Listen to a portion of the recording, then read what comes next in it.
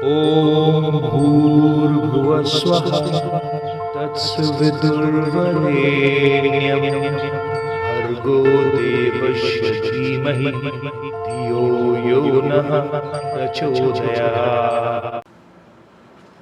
जय श्री राम। मेरे सनातनी बंधुओं, आइए इस सनातन रूपी वृक्ष के जड़ों को सिंचित करें और इसे पुष्पित और पल्लवित करें और इसे इतना विराट और शक्तिशाली बना दें कि हमारे आने वाले वंशज अपने पूर्वजों पर गर्व कर सकें तथा विधर्मियों से अपनी रक्षा भी कर सकें।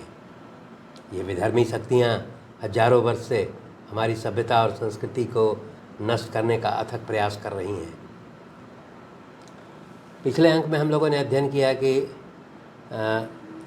यम देवता को पराजित करने के पश्चात रावण जब वहाँ से प्रस्थान करता है तो सर्वप्रथम जो है निवात कवच नामक के एक दैत्य से संधि करता है और संधि के पश्चात फिर कालकेय नामक राक्षस एवं उसके बहुत सारे सैनिकों का वध करता है। इसी युद्ध के दौरान जो है वो अपनी बहन शूर्पणखा के पति विद्युत जी का भी वध कर देता है। इसके पश्चात वो वरुणालय में प्रवेश करता है और वरुण पुत्रों को पराजित करता है और वरुण चूँकि वहाँ अनुपस्थित होते हैं इसलिए वहाँ वरुण पर अपना विजय घोषित करते हुए फिर वहाँ से प्रस्थान करता है। रास्ते में वो बहुत सारे जो नरेश, ऋषियों, देवताओं, गंधर्वों, नागों इत्यादि की कन्याओं को अपहरण करके वो पुष्पक विमान में बैठा लेता है और जब वो लंका पहुंचता है पुष्पक विमान से सभी स्त्रियों को जब लंका में उतारता है उसके पश्चात सर्वप्रथम शूर्पणखा जो है आकर के उससे रावण से का दर्शन करती है और विलाप करते हुए बताती है कि तुमने मेरे पति विद्युत जी का वध कर दिया है, इसलिए तुम अपने दामाद का जो है वो हत्यारे हो, इस प्रकार कह करके वो अपना दुख प्रकट करती है। इस पर रावण जो है शूर्पणखा को यह दिलासा देता है कि तुम अपने भाई खर एवं 14,000 राक्षसों के साथ और सेनापति दूषण के साथ दंडकारण्य में जाकर के निवास करो। इस अंक में हम लोग उत्तरकांड के 25वें और 26वें सर्ग के बारे में अध्ययन करेंगे। रावण जब शूर्पणखा को वहाँ से विदा कर देता है तब उसके पश्चात वो लंका में ही स्थित एक निकुंभला नाम का वन है, वहाँ वो भ्रमण करने के लिए जाता है। वहाँ देखता है कि एक बहुत विस्तृत यज्ञ हो रहा है और उस यज्ञ में वो देखता है कि मेघनाथ जो है वो काला मृग चर्म पहने हुए और कमंडलू, शिखा और ध्वज धारण किए हुए वो महाभयंकर जो है वो दर्शन हो रहा है उसका। तब वो रावण मेघनाथ से पूछता है। मेघनाथ तो जवाब नहीं देता है, परंतु वहाँ पर जो शुक्राचार्य जो ऋषि थे जो यज्ञ करा रहे थे वो रावण को बताते हैं कि आपका पुत्र जो है वो 7 महान यज्ञों का आयोजन कर रहा है। वो बताते हैं कि जिसमें 6 यज्ञ जो निम्न प्रकार हैं अग्निष्टोम, अश्वमेघ, बहुसुवर्णक, राजसूय, गोमेद तथा वैष्णव, ये 6 यज्ञ जो है पूर्ण हो चुके हैं। और वो बताते हैं कि 7वां यज्ञ जो माहेश्वर यज्ञ के नाम से जाना जाता है उसका आयोजन जो है वो मेघनाथ के द्वारा किया जा रहा है। शुक्राचार्य बताते हैं कि इतना ही यज्ञ होने के पश्चात जो है उन्हें महादेव का वरदान प्राप्त हुआ है और उसके पश्चात उनको मेघनाथ को जो है इस वरदान में एक आकाशचारी रथ प्राप्त हुआ है तथा इसके अलावा एक तामसी नाम की माया की शक्ति भी प्राप्त हुई है जिसके अनुसार वो मेघनाथ जो है किसी युद्ध में अदृश्य होकर के वो अपने दुश्मनों पर आक्रमण कर सकता है। इसके अलावा फिर वो ये बताते हैं कि 2 अक्षय तरकस तथा अटूट धनुष और एक शत्रुओं का विध्वंस करने वाला अस्त्र भी जो है वो मेघनाद को प्राप्त हुआ। इतना देखने के बाद रावण जो है वो कहता है कि मेघनाद तुमको इस प्रकार नहीं करना चाहिए था, क्योंकि इसमें जो है मेरे शत्रु इंद्र का तुम्हारे द्वारा जो है वो पूजन किया है। और वो बोलता है कि तुमने जितना पूजन किया उतना काफ़ी है, अब मेरे साथ युद्ध पर चलो। यहाँ पर जब विभीषण जो है का सामना होता है रावण से, तब विभीषण जो है वो रावण से कहता है कि ये जो आपने बहुत सारे राजाओं, ऋषियों, मुनियों, देवताओं के जो स्त्रियों का बलात् अपहरण करके आप यहाँ ले आए हैं, वो वास्तव में आपके यह आचरण जो है वो यश, धन और कुल का नाश करने वाला है। और उसके पश्चात वो बताता है कि आपके इसी पापाचारी व्यवहार के कारण जो है हम लोगों की जो मौसेरी बहन है, जिसका नाम कुंभीनसी है, उसका अपहरण एक मधु नाम के राक्षस ने कर लिया है। विभीषण रावण को समझाते हैं कि हम लोग के जो नाना है सुमाली, उनके बड़े भाई का नाम है माल्यवान, और माल्यवान जो है वो हम लोग के बड़े नाना हुए, और उन्हीं की पुत्री जिसका नाम है अनला। तो इस प्रकार वो अनला हमारी मौसी हुई, और उसी अनला की पुत्री का नाम है कुंभीनसी। इस प्रकार कुंभीनसी हम लोग की मौसेरी बहन है, और उसी मौसेरी बहन का अपहरण मधु ने, जब आप लोग यहाँ उपस्थित नहीं थे तो बहुत सारे राक्षसों को वध करते हुए उस मधु ने जो है कुंभीनसी का अपहरण कर लिया है।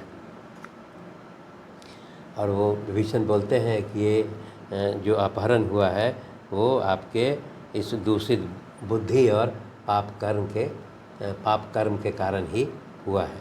इस पर रावण बहुत क्रोधित होता है, और उसके पश्चात फिर वो 4000 अक्षौहिणी सेना ले करके और मधु का वध करने के लिए लंका से प्रस्थान करता है। साथ में उसके पुत्र मेघनाद और भाई कुंभकर्ण भी जो है रावण के साथ प्रस्थान करते हैं। जब वो रावण जो है अपने सैनिकों के साथ मधुपुर पहुंचता है तो मधु का तो दर्शन नहीं होता है, परंतु उसकी जो मौसेरी बहन कुंभीनसी, उसका दर्शन होता है। कुंभीनसी जो है वो समझ जाती है बात को, और वो फिर रावण से कहती है कि यदि आप मुझ पर प्रसन्न हैं तो मेरे पति का वध मत कीजिए, क्योंकि इनके वध के पश्चात जो है मैं विधवा हो जाऊंगी, इसलिए मैं अपने पति के जीवन का भीख मांगती हूँ। इस पर रावण जो है वो प्रसन्न हो जाता है और कहता है कि मैं तुम्हारे पति का वध नहीं करूँगा, परंतु वो कुंभीनसी को कहता है कि तुम अपने पति को मेरे साथ चलने के लिए कहो, क्योंकि मैं जो है देवलोक पर विजय करने के लिए जा रहा हूँ। कुंभीनसी के बताने पर जो है मधु जो है वो रावण के साथ प्रस्थान करता है। रावण जो है एक रात जो है वो मधुपुर में ही विश्राम करता है, और दूसरे दिन जो है वो रावण जो है वो कैलाश पर्वत की ओर प्रस्थान करता है, जिसमें मधु भी साथ में होता है। कैलाश पर्वत जब पहुँचता है तो वो रात्रि विश्राम जो है उसी कैलाश पर्वत पर जब सूर्यास्त हो जाता है तो करने लगता है। उस कैलाश पर्वत पर जो है वो चंद्रमा की जो रोशनी में उस स्थान की जो नैसर्गिक छटा और फूलों की सुगंध, और उसके पश्चात कुबेर के भवन में गाती हुई अप्सराओं के संगीत को सुन करके, और उसके पश्चात विभिन्न प्रकार के कुसुमों के मधुर मकरंद पराग से मिश्रित प्रचुर सुगंध, और उससे मंद मंद बहती हुई वायु से जो है वो रावण के काम वासना को बढ़ा देती हैं। और उसी समय जो है जब वो रावण काम वासना से पीड़ित है, तब एक अप्सराओं में सबसे श्रेष्ठ सुंदरी थी जिसका नाम जिसका नाम रंभा है। वो जो है वो विशिष्ट श्रृंगार करके अपने पूरे शरीर में चंदन का लेप करके और वो अपने केशों में पारिजात का पुष्प गुथा हुआ तथा नीले रंग की साड़ी में अपने शरीर को लपेट करके उस स्थान से रावण के विश्राम स्थल से प्रस्थान कर रही थी।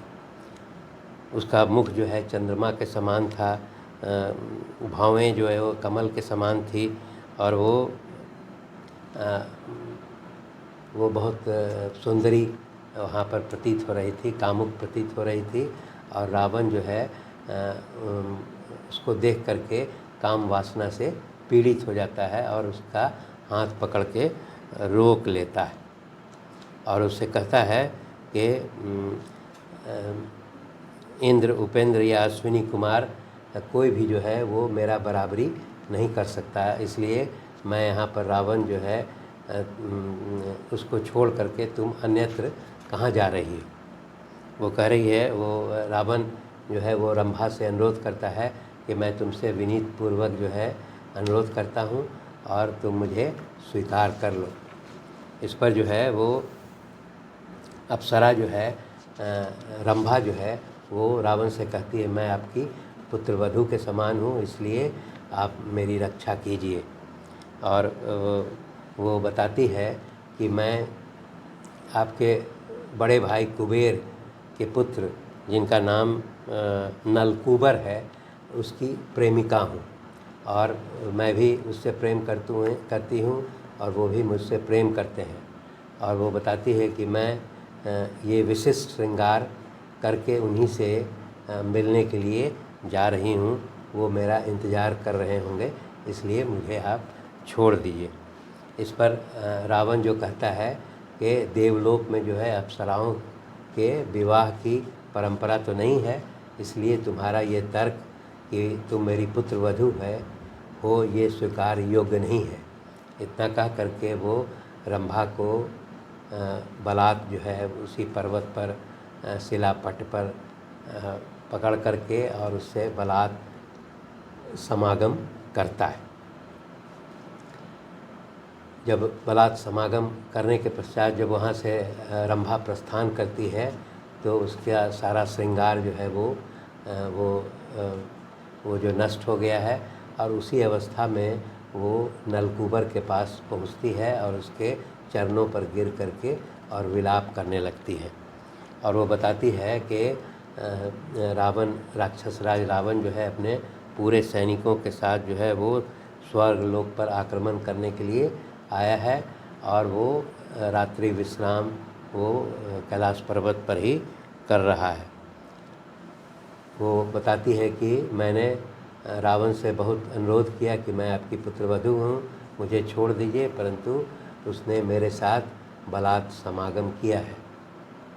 इस पर कुबेर पुत्र जो है नलकूबर बहुत क्रोधित होते हैं और वो फिर हाथ में जल ले करके और एक भयंकर श्राप जो है वो रावण को देते हैं। वो देते हैं कि अगर रावण जो है भविष्य में कभी भी काम पीड़ित होकर के किसी ऐसी स्त्री के साथ जिसकी इच्छा नहीं हो उसके साथ अगर समागम करेगा तो रावण के सर के 7 टुकड़े हो जाएंगे।